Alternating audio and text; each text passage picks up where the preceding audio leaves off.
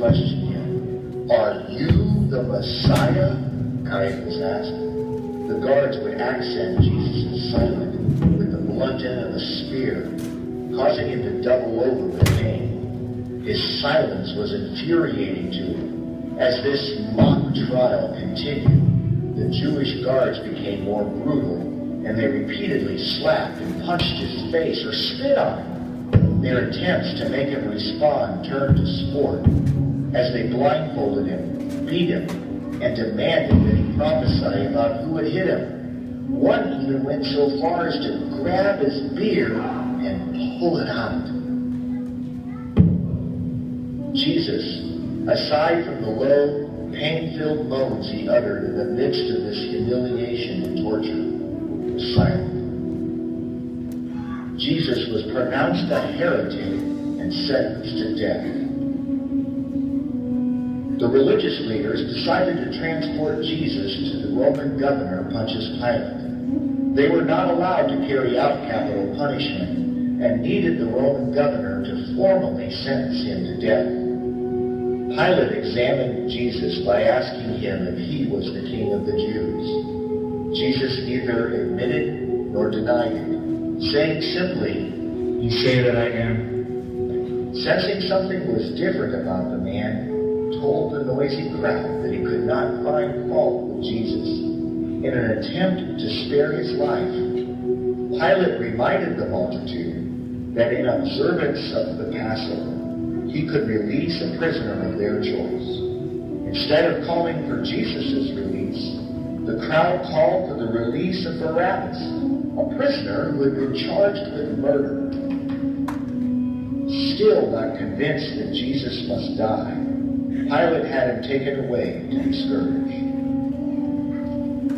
During the scourging, a singular post is often used with stocks at the top to hold a person's arms over their head. Jesus was already badly bruised from the earlier beatings, so just positioning him on the stocks was painful. The assigned soldier selected the most brutal scourge, which was a club like the handle of a broom with 3 leather straps. Each strap was divided into 3 strips, and each of the 9 strips of leather had broken pottery and bone tied into it. After 39 agonizing lashes, the soldiers tortured him further by fashioning a crown from a sharp thorn bush and pounded it into his scalp. They covered him with a robe and proceeded to mock and to beat him, calling him the King of the Jews. Blood was everywhere, but Jesus never cried out for it to stop. Hoping that this beating would satisfy the crowd, Pilate presented Jesus to the crowd and suggested he be released. But they shouted, "Crucify him! Crucify him!" Eager to maintain order, Pilate reluctantly sent Jesus off to be executed, telling the Jews that he washed his hands of the entire matter. Men condemned to die by crucifixion were customarily required to carry the heavy wooden crosspiece on which they were to be nailed to the place of execution. The pain caused by the rough, heavy beam pressing into the lacerated skin and muscles of Jesus' shoulders proved to be too much for him, and they ordered someone else to carry it for him. Once they reached the top of the hill, the soldiers ripped the robe from his back. Jesus was quickly thrown backwards with his shoulders against the wood. The soldier drove a heavy, square, wrought iron nail through his wrist, then deep into the wood. Still, no sound from his mouth, but he spasmed in pain. Quickly, the soldier moved to the other side and repeated the action again.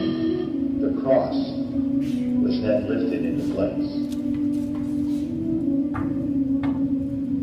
The left foot was pressed backwards against the right foot, and with both feet extended, toes down, a nail was driven through the artery, leaving the knees moderately flexed.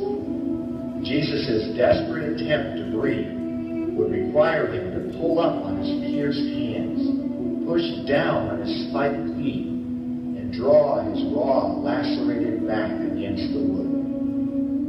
Surprisingly, he did not cry out for mercy. Instead, his first words were, Father, forgive them, for they know not what they do.